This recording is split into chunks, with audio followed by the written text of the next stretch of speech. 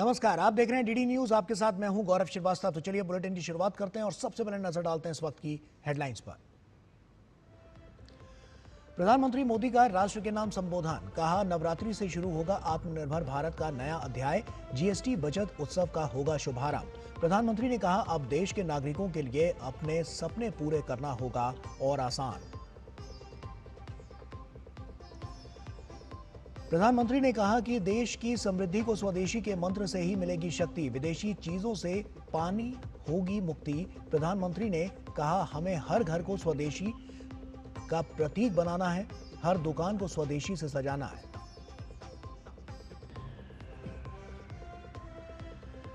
प्रधानमंत्री कल अरुणाचल प्रदेश और त्रिपुरा का करेंगे दौरा। ईटानगर में 2 प्रमुख जल विद्युत परियोजनाओं की रखेंगे आधारशिला। प्रधानमंत्री त्रिपुरा में माता त्रिपुर सुंदरी मंदिर परिसर के विकास कार्यों का करेंगे उद्घाटन।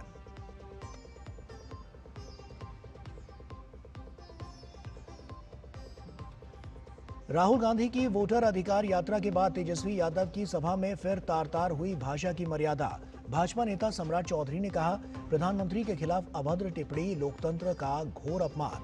बीजेपी ने दर्ज कराई शिकायत।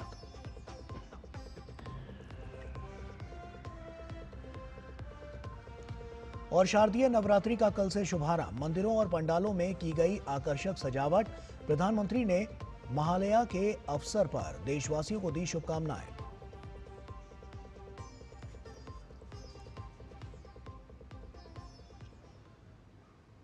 और आइए अब बुलेटिन की शुरुआत करते हैं। प्रधानमंत्री ने जीएसटी सुधारों को लागू किए जाने के अवसर पर आज देश को संबोधित किया।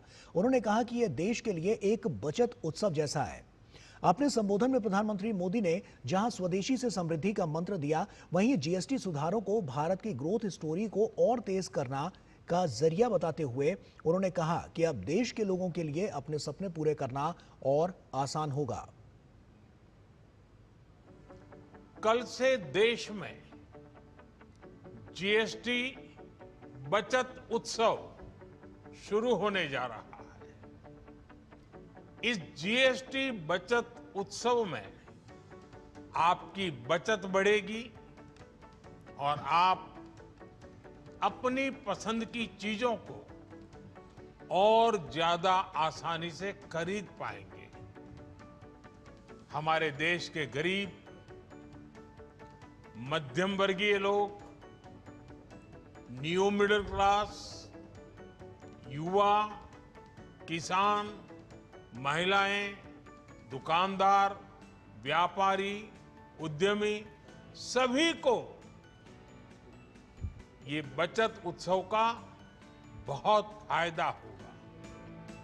22 सितंबर से देश में लागू होने वाली जीएसटी की नई दरों को प्रधानमंत्री ने बचत उत्सव बताया। नए सुधार सूक्ष्म और कुटीर उद्योग, मध्यम उद्योगों को भी बढ़ावा देंगे। उत्पादन की गति बढ़ेगी और ये सभी प्रयास मिलकर विकसित भारत के लक्ष्य को पूरा करेंगे।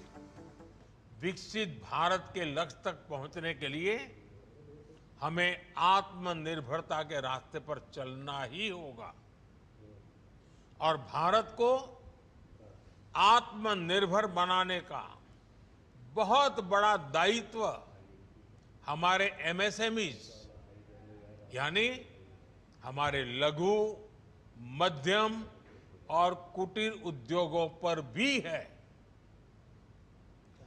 जो देश के लोगों की जरूरत का है, जो हम देश में ही बना सकते हैं, वो हमें देश में ही बनाना चाहिए। कारोबार में सुगमता और उद्यमशीलता को बढ़ावा देने में जीएसटी के योगदान को प्रधानमंत्री ने सराहा। उन्होंने बताया कि कैसे 2017 से पहले देश में अलग अलग स्तर पर कई तरह के कर प्रचलन में थे, लेकिन अब वो सभी बीते दिनों की बातें हैं। मुझे याद है जब 2014 में देश ने मुझे प्रधानमंत्री पद का दायित्व सौंपा था, तब उसी शुरुआत के दौर में एक विदेशी अखबार में एक दिलचस्प उदाहरण छपा था। उसमें एक कंपनी की मुश्किलों का जिक्र था। उस कंपनी ने कहा था कि अगर उसे बेंगलुरु से 570 किलोमीटर दूर हैदराबाद अपना सामान भेजना हो तो वो इतना कठिन था कि उन्होंने सोचा और उन्होंने कहा कि वो पसंद करती थी कंपनी कि पहले अपना सामान बेंगलुरु से यूरोप भेजें और फिर वही सामान यूरोप से हैदराबाद भेजें। साथियों, टैक्स और टोल के जंजाल की वजह से ये तब के हालात थे। स्वदेशी को बढ़ावा देने के लिए प्रधानमंत्री ने सामूहिक प्रयासों का आह्वान किया। उन्होंने कहा कि राज्यों को भी अपने स्तर पर प्रयास करने होंगे। साथ ही उन्होंने उत्पादन गुणवत्ता को वैश्विक स्तर पर ले जाने की बात कही। Bureau report, DD news. और वहीं केंद्रीय मंत्री अश्विनी वैष्णव ने कहा है कि पूरे देश के लिए समान कर व्यवस्था के रूप में जीएसटी प्रधानमंत्री नरेंद्र मोदी की दृढ़ इच्छा शक्ति का प्रतीक है। केंद्रीय मंत्री ने कहा कि जीएसटी की नई दरों को लागू करना नागरिक देवो भव की भावना की अभिव्यक्ति है। वहीं अश्विनी वैष्णव ने कहा कि नवरात्रि के साथ ही देश भर में बचत उत्सव की भी शुरुआत हो रही है। अश्विनी वैष्णव ने कहा कि नई जीएसटी दरों से समाज के हर वर्ग को फायदा होगा और दैनिक उपयोग की 99% वस्तुओं के दामों में कमी आएगी और पारिवारिक बचत में वृद्धि होगी। कल से पवित्र नवरात्रि का शुभारंभ हो रहा है। साथ ही साथ जीएसटी का बड़ा बचत उत्सव भी आरंभ हो रहा है। जो माननीय प्रधानमंत्री जी ने बड़ा ऐतिहासिक फैसला लिया है, जीएसटी की रेट्स को कम करना, 99% हमारे जो डे टू डे यूज़ की चीज़ें हैं उसके ऊपर जीएसटी में कमी आएगी। चाहे रसोई के सामान में, खाने पीने के सामान में, चाहे कपड़े, चाहे बच्चों की पढ़ाई का सामान, चाहे घर के अंदर टीवी खरीदना हो, घर के अंदर के सामान, कार, स्कूटी, इन सब चीज़ों पे बड़ी बचत जीएसटी के इस महा फैसले से, इस ऐतिहासिक फैसले से आएगी। साथ ही साथ साथियों, हमें ये भी याद रखना चाहिए 2014 से पहले जिस तरह से हर प्रदेश में एक अलग तरह का टैक्स का स्ट्रक्चर होता था, उसके कारण बड़ी समस्याएं होती थी। अल्टीमेटली जो फैक्ट्री या व्यापारी के ऊपर जो बोझ होता था वो बोझ वो आम नागरिक के ऊपर ट्रांसफ़र करता था।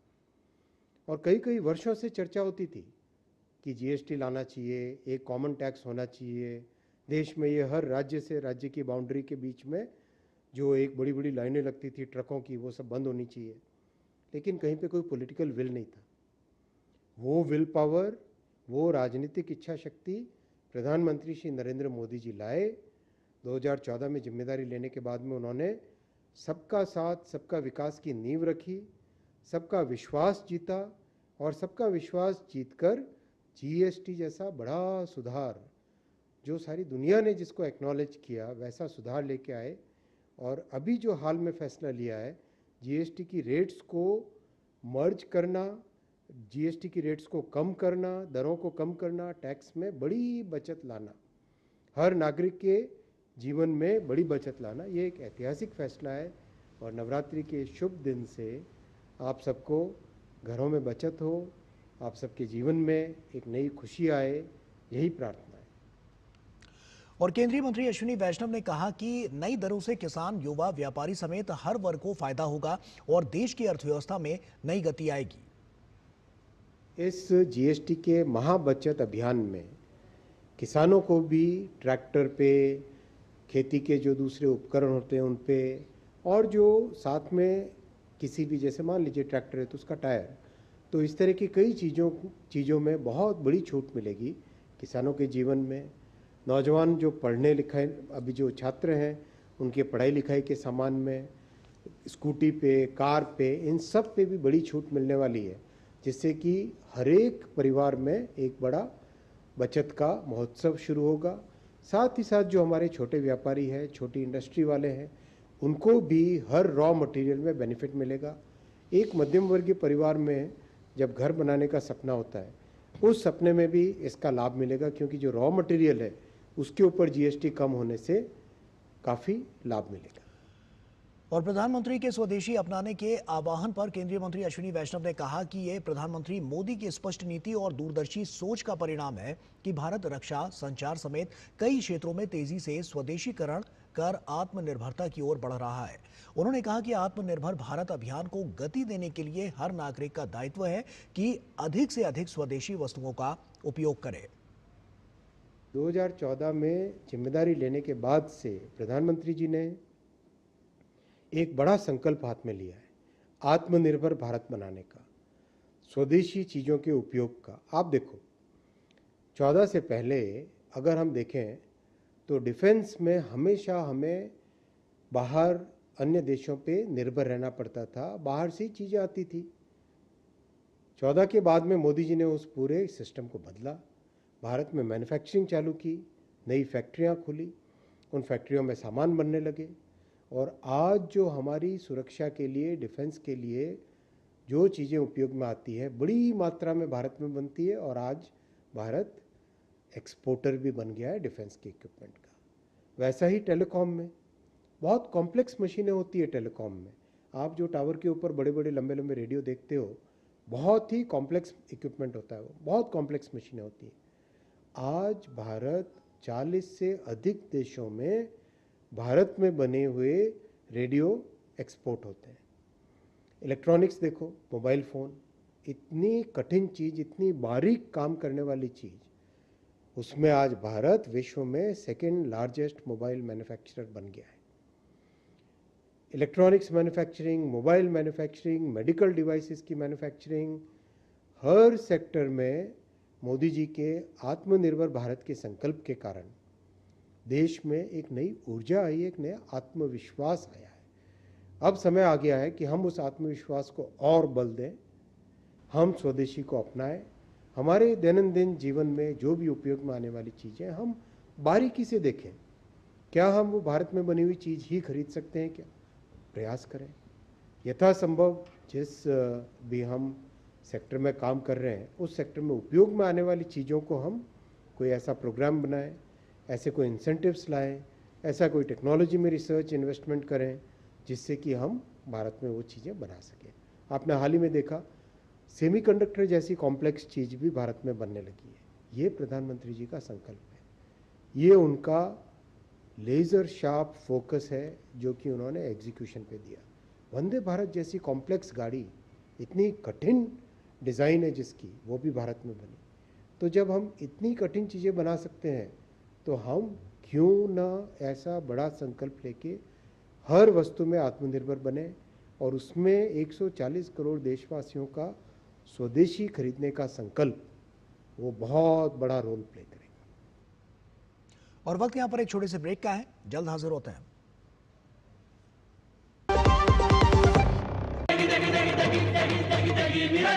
MDH की देगी मिर्च, देगी मिर्च का तड़का, अंग अंग फड़का। MDH की देगी मिर्च। पता है कल जो है मेरे घर पर NSO के अधिकारी आए थे, मैंने तो उन्हें सारी सही जानकारी दे दी। हाँ, मेरे घर पे भी आए थे। अच्छा, तो मैंने भी उनको सारी जानकारी दी। ये NSO क्या है और क्या जानकारी दी आप लोगों ने उन्हें? अरे NSO यानी नेशनल स्टैटिस्टिक्स ऑफिस, जो इस समय पूरे देश में हाउस होल्ड हेल्थ एक्सपेंडिचर सर्वे कर रहा है, जिसके अंतर्गत पूछा जा रहा है कि पिछले 1 साल में किस तरीके की बीमारियां हुई हैं, कितना खर्चा आया है और बीमा का फायदा हुआ या नहीं। और अगर किसी घर में महिला माँ बनी है, कोई टीकाकरण की गई जाँचें और डिलीवरी किसके द्वारा हुई, कहाँ हुई, और सबसे जरूरी बात, माँ और बच्चा सुरक्षित है या नहीं। और ऐसी स्वास्थ्य संबंधी जानकारियाँ इकट्ठी की जाती हैं और हमसे साझा की गई जानकारी के द्वारा सरकार ये तय करती है कि आने वाले समय में स्वास्थ्य संबंधी नीतियाँ कैसी हों, सुविधाएं बेहतर कैसे बने। और सबसे महत्वपूर्ण बात, ये सारी जानकारी 100% गोपनीय रखी जाती है। हमने तो अपनी जिम्मेदारियां निभा दी, अब बारी है आपकी। हेलो राजेश जी, मैं पुलिस थाने से बोल रहा हूँ। फिर से? आप डिजिटल अरेस्ट में हो, दूसरे कमरे में जाइए, अकेले। आपके पार्सल में ड्रग्स मिले हैं, लंबे जाएंगे। 10 लाख दीजिए, बच जाएंगे। सर इतने कहाँ से? एक लिंक भेजा है, अभी प्रोसेसिंग के लिए 2 लाख भेजिए, बाकी बाद में। 2 लाख? क्या हुआ पापा? बेटा ये कह रहे हैं कि मेरे पार्सल में से ड्रग्स मिले हैं। काट दिया। पैनिक मत कीजिए पापा, डिजिटल अरेस्ट जैसा कुछ नहीं होता है, ये सब फ्रॉड है। फ्रॉड? पुलिस, बैंक, आरबीआई इत्यादि के नाम से आने वाले साइबर अपराधियों के फोन या वीडियो कॉल से सावधान रहें। उन्हें कोई पैसे ना भेजें और तुरंत पुलिस में रिपोर्ट करें। अगर समझदारी नहीं दिखाओगे तो पैसे गवाओगे। आरबीआई कहता है जानकार बनिए, सतर्क रहिए। पापा, ये रही आपकी दवाई। बेटा, इतनी महंगी दवाइयाँ, हर महीने घर का बजट बिगड़ जाता है। अब टेंशन मत लीजिए पापा, जहाँ पहले लाइफ सेविंग ड्रग्स पर 12% जीएसटी देना पड़ता था, अब ये जीएसटी फ्री हो गई, जिससे अब हर महीने 10,000 के बिल पर 1200 की बचत होती है। और इंश्योरेंस पे जीएसटी तो फ्री है ही, अब सेहत और बजट दोनों सुरक्षित। वाह, गाय तुम्हारी माता है ना? तो पशुहार के नाम पर जहर क्यों खिलाता है? अनसन हटा, दिल से खिला, सिर्फ कपिला, देश का नंबर 1 पशु आहार। गोल्डी छोले मसाले, जहाँ जाए रिश्ते बनाए। गोल्डी लाए हैं फ्रेश लॉक टेक्नोलॉजी, जो रखे मसालों को हर समय फ्रेश। ब्रेक के बाद एक बार फिर से आप सभी का स्वागत है। प्रधानमंत्री नरेंद्र मोदी कल अरुणाचल प्रदेश में कई प्रमुख परियोजनाओं का उद्घाटन और शिलान्यास करेंगे। प्रधानमंत्री मोदी की ईटानगर यात्रा कनेक्टिविटी, सुरक्षा, शांति और समावेशी विकास को आगे बढ़ाने में काफी मददगार होगी। ईटानगर में मौजूद हमारे सहयोगी अमरेंद्र गुप्ता ने प्रधानमंत्री की यात्रा से पहले की तैयारियों का जायजा लिया। इस समय ईटानगर के आईजी पार्क में हूँ। आप देख सकते हैं कि मेरे ठीक सामने स्टेज जो है उस पे लगातार काम चल रहा है और प्रधानमंत्री जी के आने से पहले स्टेज को बनाया जा रहा है। साथ में लगातार जो है सिक्योरिटी है जो वो यहाँ पर चेक कर रही है। बता दूं कि प्रधानमंत्री जी का ये दौरा खासा अहम माना जा सकता है। इस दौरान प्रधानमंत्री कई प्रमुख परियोजनाओं का शिलान्यास करने वाले हैं और इस परियोजनाओं में सबसे बड़ी जो एक परियोजना है वो 1830 किलोमीटर की लंबी फ्रंटियर हाईवे का शिलान्यास प्रधानमंत्री करेंगे। जिसके साथ ही प्रधानमंत्री 2 प्रमुख जल विद्युत हाइड्रो इलेक्ट्रिक परियोजनाओं का भी शुभारंभ करेंगे, जिसमें 186 मेगावाट की तातो परियोजना और यारजेप नदी पर 240 मेगावाट की हियो परियोजना का उद्घाटन प्रधानमंत्री करने वाले हैं। प्रधानमंत्री का अगर देखें तो नॉर्थ ईस्ट में ये तीसरा दौरा है। प्रधानमंत्री अरुणाचल प्रदेश से पहले मणिपुर और मिजोरम में भी गए थे और उनके हालिया दौरों में उन्होंने वहां पर भी कई प्रमुख परियोजनाओं का शिलान्यास और उद्घाटन किया। 11 सालों में कई ऐसी महत्वाकांक्षी परियोजनाओं को इन पूरे पूर्वोत्तर में जोड़ा गया है और प्रधानमंत्री का दौरा इसलिए भी खास माना जा सकता है क्योंकि जिस तरह से मोदी सरकार की वाइब्रेंट विलेज यानी कि जो प्रथम गांव है बॉर्डर के आसपास का, जो इंटरनेशनल बॉर्डर के आसपास का जो प्रथम गांव है जिसे मोदी सरकार के द्वारा वाइब्रेंट विलेज नाम दिया गया है, उन गांवों में किस तरह से विकास हो, उन गांवों में किस तरह से सुविधाओं का विकास बढ़े और कनेक्टिविटी कैसे बढ़े, इसको लेकर भी जो दूसरा चरण है यहां पर दिया जाएगा। अरुणाचल प्रदेश के ईटानगर से मेरे सहयोगी पीयूष वर्मा के साथ अमरेंद्र गुप्ता, डीडी न्यूज। प्रधानमंत्री नरेंद्र मोदी 22 सितंबर को पूर्वोत्तर की 1 दिवसीय यात्रा पर त्रिपुरा पहुंच रहे हैं। शारदीय नवरात्रि के पहले दिन त्रिपुरा सुंदरी शक्तिपीठ में साधना और फिर मां भारती आराधना इस यात्रा को और विशिष्ट बनाती है। देखिए एक खास रिपोर्ट।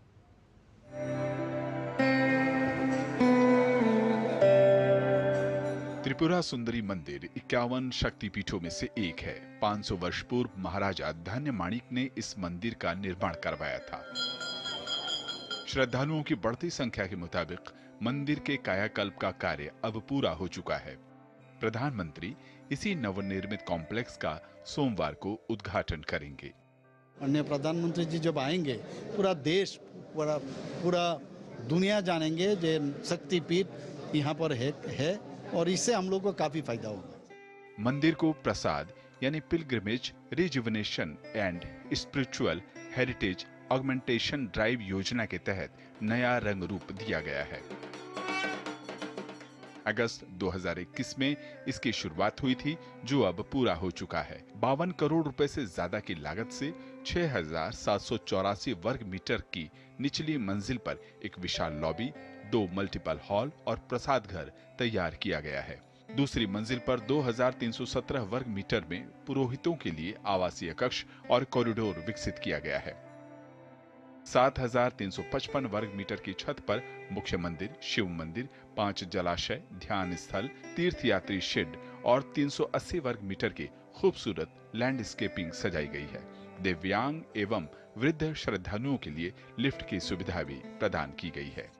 पहले का था वो जो ट्रेडिशनल वाला, अभी जैसे मॉडर्नाइजेशन के साथ ट्रेडिशनल को एक अच्छे बैलेंस के साथ रखा हुआ है, ये भी बहुत अच्छा है। त्रिपुरा के पब्लिक को बहुत अच्छा लग रहा है। पहले जो सिस्टम था उस सिस्टम से थोड़ा बेहतर है, और नीचे जो दुकान जो बना के रखे हैं उसके लिए तो और भी बेहतर है। पब्लिक के लिए अच्छा होगा, दुकानदारों के लिए अच्छा होगा, और यहाँ का तो बिजनेस का तो क्या कहना है। हमारा त्रिपुरा का जो आदमी है सबको सुनकर ये खबर अभी तक पहुँच गया है। सभी लोग बेतुबी से इंतजार कर रहे हैं प्रधानमंत्री जी कब आएंगे। देश के हर मंदिरों के लिए इस तरह की व्यवस्था हो, ऊंची व्यवस्था हो, अच्छी व्यवस्था हो।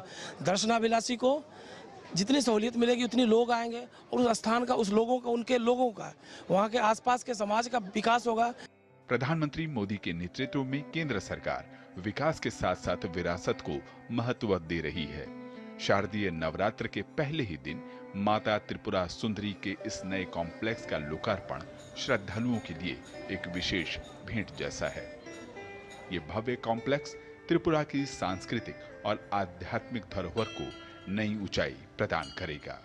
मां त्रिपुरा सुंदरी देवी का ये नवनिर्मित परिसर, जहां एक तरफ आस्था, संस्कृति और आधुनिकता का संगम बना है, वहीं दूसरी तरफ श्रद्धालुओं और स्थानीय लोगों के लिए भी ये वरदान साबित होगा।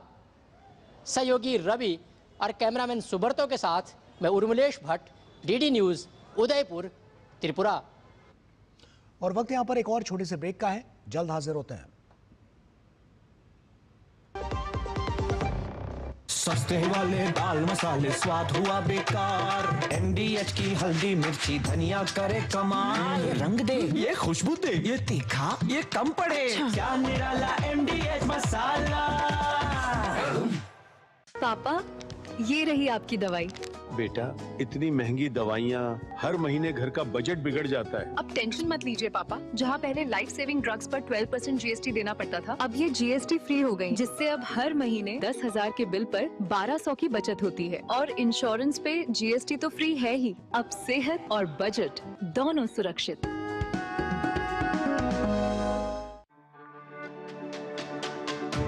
मेरी पसंद, मेरी पसंद, मेरी पसंद, मेरी पसंद,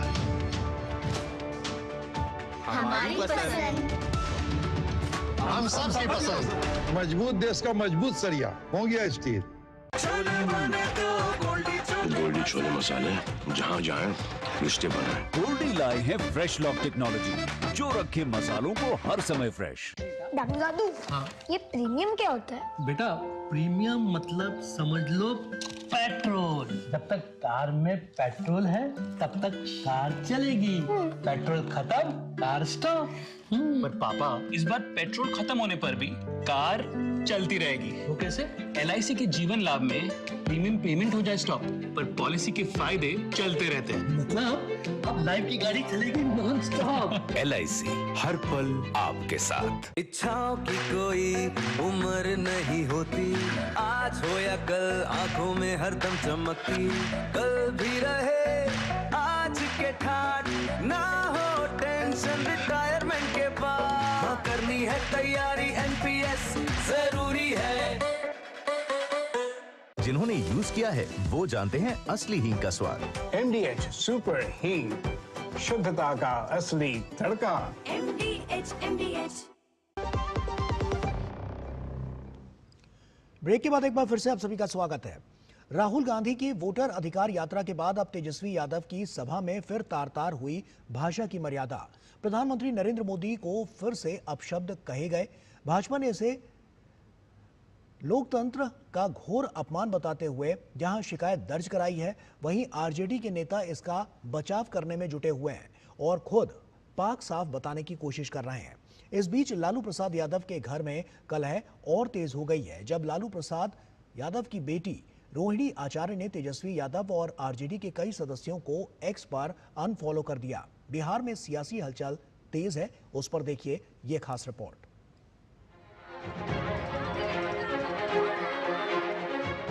बिहार विधानसभा चुनाव की सरगर्मियों के बीच बयान देने में मर्यादाओं का टूटना लगातार जारी है। राहुल गांधी की वोट अधिकार यात्रा के दौरान प्रधानमंत्री नरेंद्र मोदी की स्वर्गीय मां के खिलाफ अभद्र टिप्पणी के बाद एक बार फिर नेता प्रतिपक्ष तेजस्वी यादव की वैशाली में बिहार अधिकार यात्रा के दौरान प्रधानमंत्री नरेंद्र मोदी और उनकी दिवंगत मां के खिलाफ अमर्यादित टिप्पणी की गई, जिसके बाद सियासी घमासान बढ़ गया। भारतीय जनता पार्टी के नेताओं ने तेजस्वी यादव पर जमकर हमला बोला। अब तेजस्वी यादव और महुआ के राजद विधायक मुकेश कुमार रोशन के खिलाफ पटना के गांधी मैदान थाना में प्राथमिकी दर्ज कराई गई है। यह शिकायत भाजपा प्रदेश कार्य समिति के सदस्य कृष्ण सिंह कल्लू ने दर्ज कराई है। बिहार के उप मुख्यमंत्री सम्राट चौधरी ने तेजस्वी यादव के मंच से उनकी मौजूदगी में एक बार फिर प्रधानमंत्री की दिवंगत मां को लेकर अमर्यादित टिप्पणी को अत्यंत दुर्भाग्यपूर्ण बताते हुए लोकतंत्र का घोर अपमान बताया है। वहीं बिहार के पूर्व मंत्री तेज प्रताप यादव ने भी पीएम मोदी की मां पर दिए गए बयान को घोर आपत्तिजनक बताते हुए कार्रवाई की मांग की है। तो वहीं हिंदुस्तानी अवाम मोर्चा के राष्ट्रीय अध्यक्ष जीतन राम मांझी ने कहा कि बिहार के मतदाता चुनाव में इसका जवाब देंगे। इस देश के यशस्वी प्रधानमंत्री नरेंद्र मोदी जी की मां को गाली देने का काम राजद के गुंडे, कांग्रेस के गुंडे, लालू प्रसाद जी के परिवार के इशारे पर गाली देने का काम कर रहा है। ये लोकतंत्र के लिए शर्मसार है। जो माँ अपने बच्चे को 9 महीने गर्भ में रखती है, तो किसी भी माँ के ऊपर, किसी भी बहन के ऊपर इस तरीके का आरोप लगाया जा रहा है। ये नरेंद्र मोदी जी से और केंद्र की सरकार से और बिहार सरकार से ये हम मांग करते हैं कि जल्द से जल्द उसको गिरफ्तार करके जेल भेजा जाए। चर्चा में आने के लिए ऐसी बातों का सहारा वो लोग ले रहे हैं जो घोर निंदनीय है। उन लोगों की हरकत को बड़ी पैनी दृष्टिकोण से लोग देख रहे हैं और इसका जवाब सही समय पर चुनाव में लोग दे देंगे। इधर आरजेडी मुखिया के घर में कलह जारी है। लालू प्रसाद यादव के परिवार में सब कुछ ठीक नहीं है। बेटी रोहिणी आचार्य ने तेजस्वी यादव और राजद के कई सदस्यों को एक्स पर अनफॉलो कर दिया है, जिससे राजनीतिक अटकलें तेज हो गई हैं। रोहिणी के अनफॉलो करने का कारण तेजस्वी यादव के करीबी संजय यादव के साथ मतभेद बताया जा रहा है। इधर लोकसभा में नेता प्रतिपक्ष राहुल गांधी के वोट चोरी के आरोपों की अब हवा निकलती दिख रही है। ताजा मामला इस मुद्दे पर उनके सलाहकार रहे योगेंद्र यादव का है। भाजपा नेता अमित मालवीय ने सोशल मीडिया प्लेटफॉर्म एक्स पर योगेंद्र यादव की एक वीडियो डालकर लिखा, सच सामने आ गया है। अमित मालवीय ने जो वीडियो शेयर किया है उसमें योगेंद्र यादव ये कह रहे हैं कि इस मामले में कोर्ट जाइए, शपथ पत्र दीजिए। इसका कोई मतलब नहीं है। इस वीडियो के जरिए भाजपा नेता अमित मालवीय ने वोट चोरी के आरोपों पर सियासत कर रहे राहुल गांधी पर हमला बोला है। उन्होंने अपने पोस्ट में लिखा, राहुल गांधी के सलाहकार योगेंद्र यादव ने एक बार फिर सच कह दिया है। उन्होंने खुलेआम स्वीकार किया है कि वोट चोरी का पूरा अभियान बिना किसी सबूत के है। अमित मालवीय लिखते हैं कि इसका मकसद सिर्फ शक पैदा करना, प्रधानमंत्री मोदी की छवि खराब करना और राहुल गांधी को अच्छा दिखाना है। उल्लेखनीय है कि चुनाव आयोग की ओर से नेता प्रतिपक्ष से बार बार इस मुद्दे पर शपथ पत्र मांगा गया है, जिसे अब तक कांग्रेस या राहुल गांधी की ओर से नहीं दिया गया है। बीजेपी नेता अमित मालवीय ने पोस्ट में लिखा कि व्हाट्सएप ग्रुप और इंस्टा पर जेन जी जो उनके झूठ को निगलने से इनकार करते हैं।